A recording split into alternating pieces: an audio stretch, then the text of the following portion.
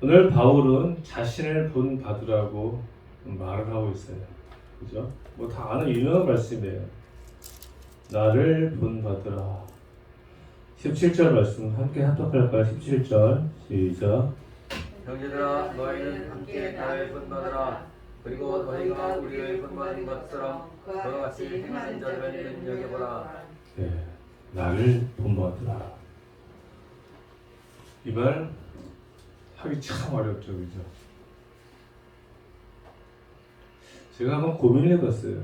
바울이 자신을 본받으라고 할 때 도대체 무엇을 본받으라고 말을 하는 것일까?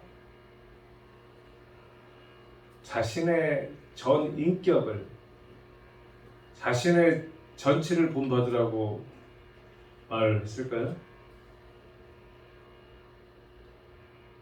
아마 바울이 이렇게 말했으면 바울이 굉장히 교만한 사람이죠. 그죠? 인간이면은 그 어느 누구도, 하나님을 아는 인간이면 그 어느 누구도 나를 본받으라 라고 말할 수 있는 사람은 없어요. 누구를 본받으라고 해야 됩니까? 본받으라고 한다면은 예수님을 본받으라 이렇게 이야기해야 되겠죠. 바울이 완벽하고 온전한 사람이라서 자신을 본받으라고 말을 한 것은 아닐 거라 생각합니다. 저는 처음에 사실은 그렇게 생각했어요. 바울이 인격적으로 아주 온전해서 인격적인 부분뿐만 아니라 뭐 사역적으로나 모든 면에서 완벽한 사람이라서 바울이 자신을 본받으라고 했다고 처음에 생각했는데 제가 이제 살아보니까는 안 그런 것 같아요. 저도 이제 한갑인데 부족한 게 제가 인생을 살면 살수록 깨닫고 느끼는 것은 나는 참 괜찮은 사람이야. 나는 굉장히 훌륭한 사람이네. 갈수록 막 성화돼서 나를 본받아라 이렇게 말을 하는 사람이 되는 것이 아니고요. 나이를 먹으면 먹을수록 세월을 가면 갈수록 제 허물과 부족함이 더 보이더라고요. 선생님 그러세요? 더욱 깨닫게 되는 거예요. 자신이 알지 못했던 자신의 부족한 부분이 계속 보이는 거예요. 그래서 요즘도 제가 저의 부족함과 허물이 계속 보이는 거예요. 제가 미처 예전에 알지 못했던 저의 부족한 부분들이 계속 보이는 거예요. 이게 좀 신기하지 않습니까? 정말 신기하더라고요. 젊을 때에는 철이 없어가지고 이쯤 되면 나는 괜찮은 사람이지 라고 생각했었는데 완전히 착각 속에 살았는데 나이를 들어보니까는요 정말 착각이에요.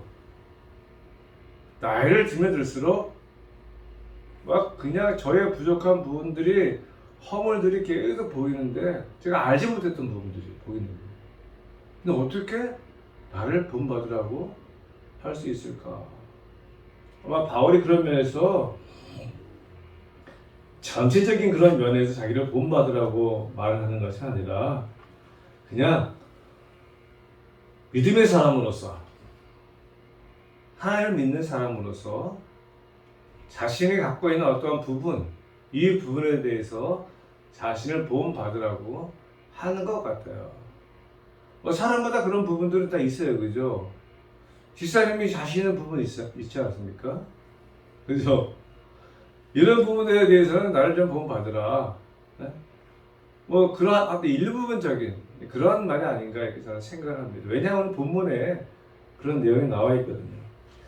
바울이 자신을 본받으라고 하는데 그 무엇을 본받으라고 하는지 18절로 21절 말씀에 나와 있어요. 18절로 21절 내가 여러 번 너희에게 말하였거니와 이제도 눈물을 흘리며 말하노니 여러 사람들이 그리스도의 십자가의 원수로 행하느니라. 그들의 마침은 멸망이요 그들의 신은 배요 그 영광은 그들의 부끄러움에 있고 땅의 일을 생각하는 자라. 그러나 우리의 심의권은 하늘에 있는지라. 거기로부터 구원하는 자 곧 주 예수 그리스도를 기다리노니 그는 만물을 자기에게 복종하게 할 수 있는 자의 역사로 우리의 낮은 몸을 자기 영광의 몸의 형체와 같이 변하게 하시리라. 아멘. 오늘 18절 말씀, 이하 말씀에 바울이 뭐라고 이야기하는가 하면은 내가 여러 번 너희에게 말하였거니와. 빌립보 교회가 굉장히 훌륭한 교회, 그죠? 우리 서두에 알아본 것처럼 바울의 선교 사역에 굉장히 열심히 협조했다. 처음부터 지금까지 아주 열심히 바울의 선교 사역에 협조했던 그러한 교회였지만 이러한 교회 안에도 여전히 부족한 부분이 있어요. 그래서 바울이 여러 번 말했다고 합니다. 여러 번 말했다고 하는 건 뭐죠? 두 가지로 생각할 수 있어요. 첫 번째는 정말 중요하다는 것이죠. 여러 번 말하는 건 중요하기 때문에 여러 번 말하는 거예요. 그죠? 중요하기 때문에 말하고 또 중요하게 또 말하고 그 여러 번 말을 합니다. 근데 두 번째는 또 어떤 부분이냐면 한 번 말해서 딱 들으면 다시는 말 안 하겠죠. 그죠? 말했는데도 안 들어. 또 말하잖아요. 그죠? 그러면 여러 번 말하는 겁니다. 바울이 말을 했어요. 빌립보 교회 성도들에게 이렇게 하십시오 했는데 그렇게 안 해. 근데 꼭 해야 될 부분이거든. 근데 또 하는 거예요. 또 했는데 또 안 해. 또 했어요. 그게 여러 번 말하는 거죠.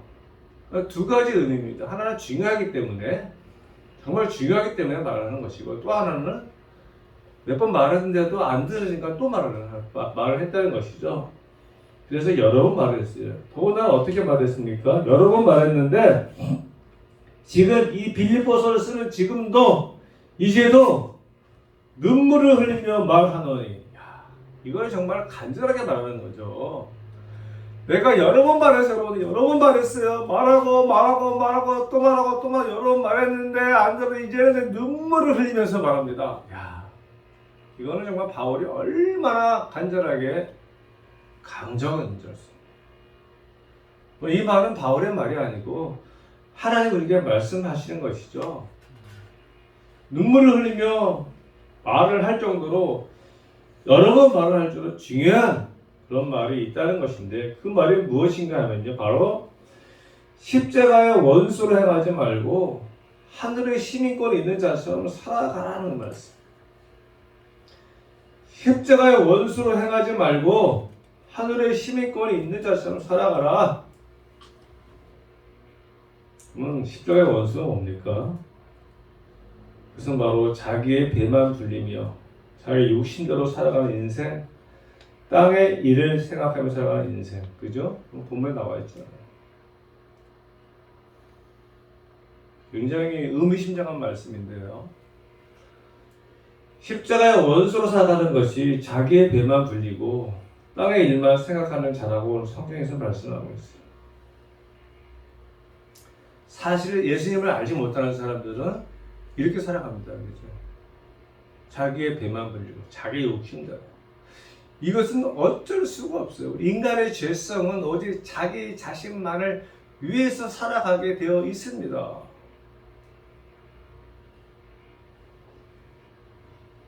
제가 최근 몇 년간에 아주 뼈저리게 느낀 게 뭐냐면은 사람들이 일반적으로 만만한 사람들 말고요.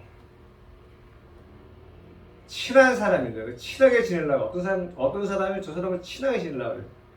근데 그 친하게 지내는 이유가 뭔가 하면은 그 사람이 나에게 필요하기 때문에 자기의 필요 때문에 친구를 만들고 자기의 필요 때문에 친하게 지내는 사람이 정상입니까? 비정상이에요. 자기의 필요를 위해서 사람을 사귀고 물론 이제 교제하는 거, 사람을 만나고 일을 하는 부분에 있어서는 틀린 거 아니에요. 그죠? 필요하기 때문에 만나는 거예요. 그죠? 안 필요하면 뭐하러 만나요? 필요에 의해서 만나는 건 당연한데 필요에 의해서 사귀는 거, 교제는 좀 다른 차원입니다. 일과 사귐은 다른 차원이에요. 일로 만나는 것은 필요하기 때문에 만나는 것이고요. 진정으로 사랑하는 사이, 진정으로 좋아하는 사이, 진정으로 친하게 지내고 싶다면은 필요에 따라 만나면 안 됩니다. 왜? 그런 사람은 그 사람의 필요가 없어지면 언제든지 배신할 거잖아, 그죠? 언제든지 떠날 거잖아요. 저 사람은 이제 나 필요가 없어. 그러면 헌신자처럼 버리는 겁니다. 그런 사람은 정상적인 사람이 아니죠. 사람은 필요에 따라서 만나는 게 아니고 정말로 좋은 사람으로 사랑하는 사람으로 친구 관계로 만나기 원한다면은 그 사람이 필요해서 만나는 것이 아니라 그 사람이 좋아서 만나는 거예요. 그냥 좋아서 그 사람이 나한테 아무런 도움도 주지 못하고 나 그 사람 필요하지도 않은데 그 사람이 그때 좋아. 그런 사람 있어요, 없어요? 있잖아요. 그런 사람이 진정한 친구예요. 근데 사람들은 안 그렇더라고요. 제가 그래서 그런 아픔을 많이 경험해서 야, 저 사람이 정말 나를 좋아서 만나는 게 아니라 내가 필요해서 나를 만나는구나. 그러니까 마치 내가 이용을 나가는 느낌이에요. 그죠? 그런 생각 안 들겠어요? 필요할 때는 막 그냥 뭐 사바사바 하다가 필요하지 않으면 그냥 무 자르듯이 날카롭게 자르는 사람들. 이용만 당하는 거죠. 세상 사람들은 그렇게 살아갈 수 있어요. 자기의 필요에 따라서. 그래서 이게 우리 인간의 죄성 아닙니까? 자기의 배만 불리는 거예요. 땅의 일만 생각하는 것이죠. 좋은 집에 살고 뭐 아파트가 몇 채고 다 그러잖아요. 하여튼 탈 수 있으면 아껴서 좋은 차 타고 좋은 집 사고 이 땅에서 호의호식하면서 사고 싶은 거 자기의 배만 불리는 거예요. 땅의 일만 생각하는 거예요. 당연한 것이죠. 제가 만나는 제 주변의 모든 친구들, 예수 안 믿는 친구들은 다 이렇게 살아갑니다. 아무도 욕하지 않아요. 그게 당연한 거예요. 자연스러운 거예요. 그리고 조금 여유가 생기면은 뭐라고 합니까? 이제 뭐 좋은 일도 하며 살아야지. 이게 스스로의 위안이에요. 내가 이제 돈 많이 벌어서 여유 있게 떵떵을 살면서 왜 주변도 한번 돌아보면서 뭐 적승하듯이 이렇게 살아야지. 그게 마치 훌륭한 삶인 것처럼 착각하며 살아가는 것이죠. 근데 우리 주님은 말씀하시는 건 이것은 십자가의 원수로. 근데 그 사람들은 십자가의 원수는 아니에요. 왜냐하면 예수님이 안 믿기 때문에. 근데 빌립보 교회의 성도들이 이렇게 살아가는 사람이 있다라는 것이죠. 그러니까 예수 믿는다고 하면서 십자가의 원수로 살아가는 사람이 있다라는 것이에요. 땅의 일을 생각하면서 땅의 좋은 것들을 서로 가지려고 살아가는 이 성도들의 모습, 오늘날 우리 교회의 모습이기도 합니다. 사실 제가 앞서 기도했지만은 오늘날 교회가 이 코로나의 직격탄을 맞은 이유가 여기 있지 않나 저는 생각을 합니다. 진정한 교회만 남는 거야지. 진정한 성도만 남는 거야, 이 땅에. 코로나를 말미암아서 형식적인, 의식적인 그런 교회와 성도는 다 사라지고 참된 성도만 남는 거죠. 전 좀 그렇게 되면 좋겠어요. 교회 다녀도 예수 믿어도 별 볼 일 없더라. 이런 사람 다 떠나가 버려. 상관없어요. 별 보려고 뭐 예수님 믿습니까? 그러니까 세상의 것을 얻기 위해서 예수 믿는 사람들, 세상의 것을 추구하는 교회들은 이 땅에서 사라지는 게 낫죠. 그죠? 그렇잖아요. 그래야 진정한 빛과 소금의 역할을 감당할 수가 있는 것이지, 교회가 성도가 돼서 세상의 일을 추구하고 세상의 것을 추구하면은 그게 아무 유익이 없잖아요. 한국 교회가 그랬잖아요. 뭐 옛날에 그런 얘기 있었는데, 한국 교회가 부흥하게 된 것은 맨날 순복음 교회에서 복 얘기해서 그때는 시대적으로 복이 필요하니까는 그것을 추구했다. 뭔 소리예요? 하나님의 말씀이 뭐 시대에 따라가는 것입니까? 세상에 복을 주지 않아도 하나님은 살아 있어요, 그죠? 세상에 복을 주기 때문에 하나님 살아 있는 거 아니잖아요. 근데 계속 세상의 복, 기복치랑 안에서 한국교회가 성장했지 않습니까? 그 다음에 2만 불 시대를 넘어서면서 한국교회가 시들해졌어요. 먹고 살만 하니까 이제 복이 필요 없어졌어요. 교회 안 나오는 거예요. 근데 거기다 코로나까지 터지는 바람에 더 안 나오는 거죠, 이제. 그죠? 잘 됐다고 안 나오는 거예요. 대부분의 교회가 3분의 1 이상의 재정이 줄어들고 3분의 2 이상의 교회가 안 나온답니다. 주말에 예배 드리는 사람들이 헌금도 안 한다고 그러고요. 뭐 핑계 끼면 잘 된 거죠. 그러니까 교회 안 나오니까 뭐 교회 와서 어떤 일들을 많이 해야 되는데 뭐 교회 안 나가니까 뭐 얼마나 편해요. 줌으로 예배드리는 거 저는 반대하지 않지만 또 찬성하지 않습니다. 찬성도 하지 않아요. 어쩔 수 없는 상황 속에서는 뭐 그렇게 할 수 있지만 우리가 주일날 예배는 가능하면은 예배드리고 아버지 앞에 나와서 교회를 중심으로 얼굴과 얼굴을 맞대면서 하나님 일을 해야 되는데 그런 게 시대가 아니잖아요. 서로 편리성을 쫓아가는 겁니다. 아마 그래서 알곡과 가라지를 가리는 때가 지금이 때가 아닌가 생각이 듭니다. 마태복음 6장 19절로 20절 말씀 다 아시는 말씀인데요. 너희를 위하여 보물을 땅에 쌓아두지 말라. 거기는 좀과 동독이 행하며 도적이 구멍을 뚫고 도적질하느니라.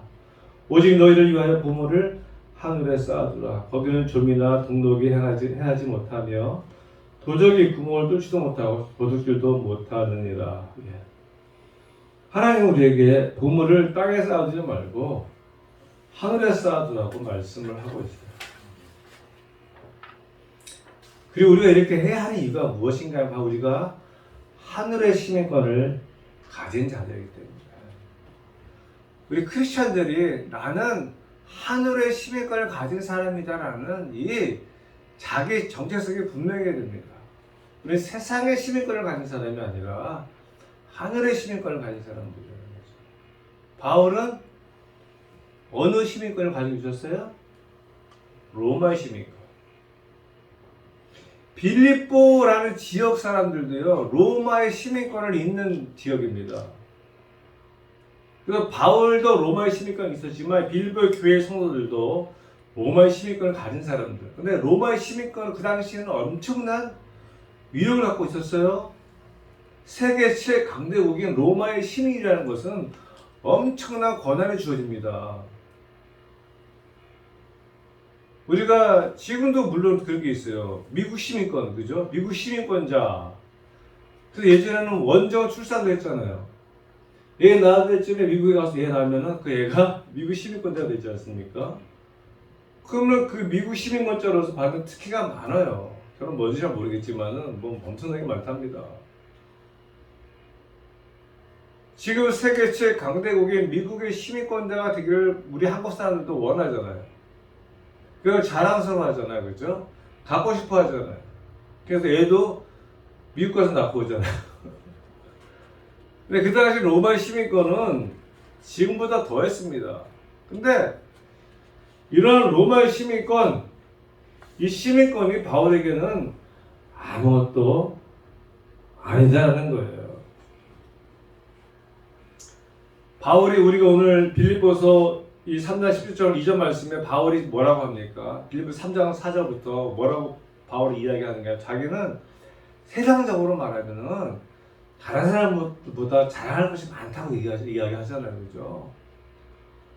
나는 땅의 것으로 이야기하자면은, 나는 세상의 것으로 이야기하자면은, 나도 어마무시하게 가진 사람이야.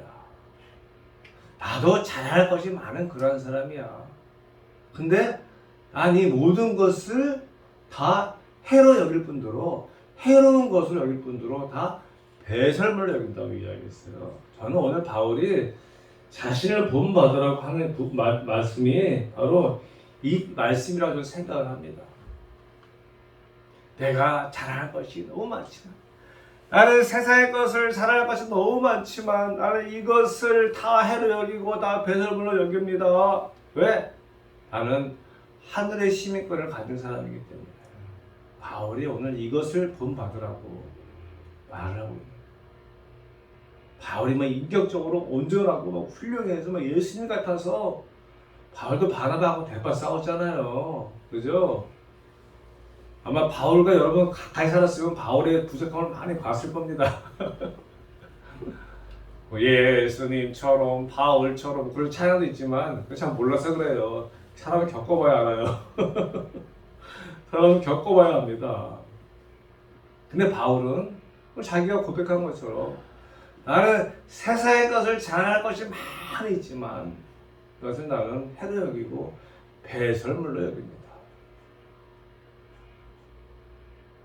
야, 정말 이거 자랑할 만하죠.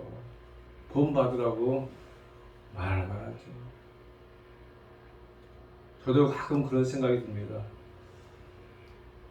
나는 과연 바울처럼 세상의 것을 다 멀리하고 하늘의 것만 추구하고 있는가? 나름대로 뭐 그렇게 살고 있다고 하지만은 그래도 나를 일하는 나를 본받으세요 라고 할 정도는 아닌 것 같아요. 가끔 주변에 보면은 뭐 그런 목사님들이 뭐 가뭄에 콩 나듯이 있습니다. 진짜로. 근데 정말 가뭄에 콩 나듯이 바울같이 나에게 있는 모든 것이 나의 것이 아니고 하나님 것입니다 라고 고백하면서 바울처럼 살아가는 사람들. 근데 사실 이게 쉽지가 않죠.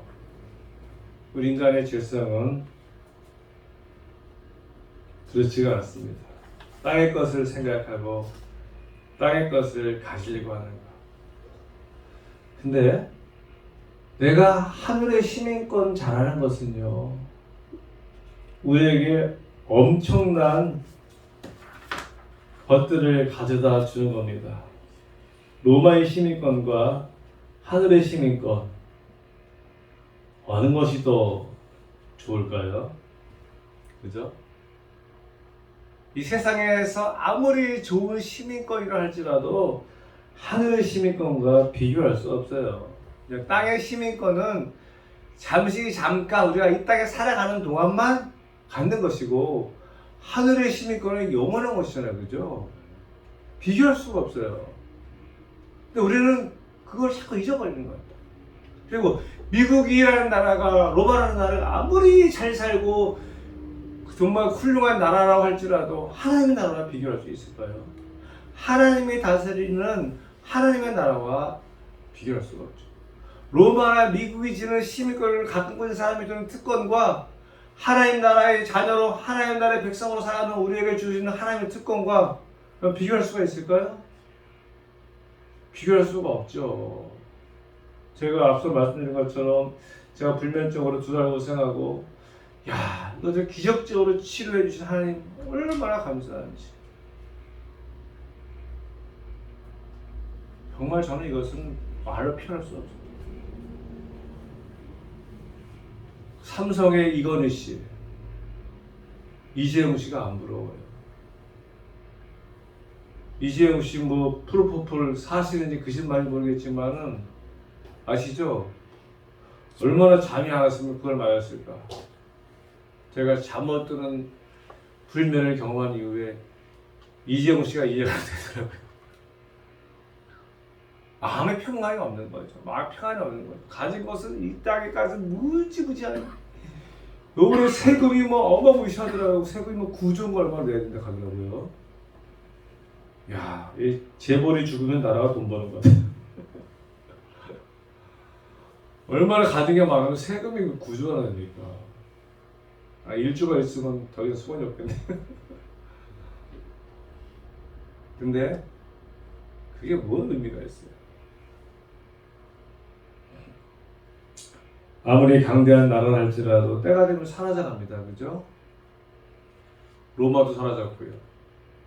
미국도 뭐 영원한 강대국이 있습니까? 하나님의 나라는 변함이 없잖아요. 이 땅에서 아무리 좋은 시민권이라 할지라도 하나님 나라의 시민권과는 비교할 수가 없어요.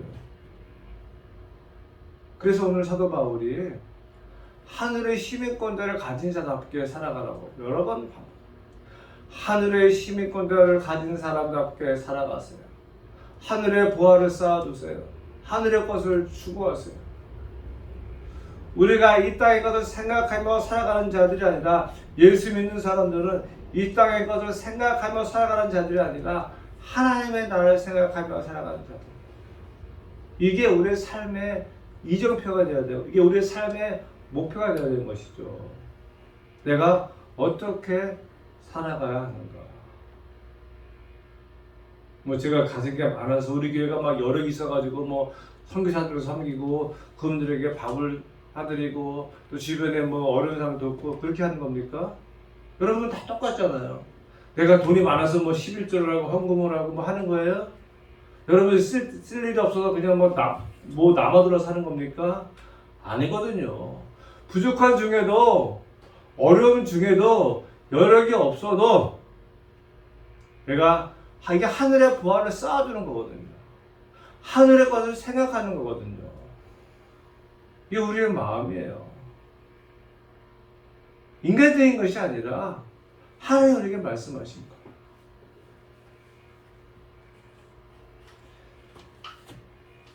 저는 우리 아들들이 돈도 잘 벌고 세상은 높이 되고 그러기를 기도합니다. 그 밑바탕에 뭐가 있는가? 이런 것들이 하늘의 보화를 쌓아두는 자들로 살게 하여 주옵소서. 자기의 배만 불리려고 돈을 많이 벌고 세상에서 잘 되는 것이 아닙니다. 세상에서 잘 되고 돈을 많이 벌어서 하나님의 나라 교회에 귀하게 쓰이게 하여 주옵소서. 우리 교회가 또 여러분들이 그러한 성도와 교회가 되기를 바랍니다. 사도 바울이 빌립보 교회 성도들에게 바라는 것이 바로 이것이었거든요. 내가 여러 번 말하. 내가 눈물을 흘리며 이제도 눈물 흘리면서 말하는 이유가 뭐냐면은 십자가의 원수를 행하지 말고 땅의 것을 생각하는 자로 살아가지 말고 하늘의 시민권자답게 살아가라. 저도 그렇게 살아야 되겠지만 오늘을 살아가는 우리 크리스찬들이 이렇게 살아갈 수 있기를 간절히 소원합니다.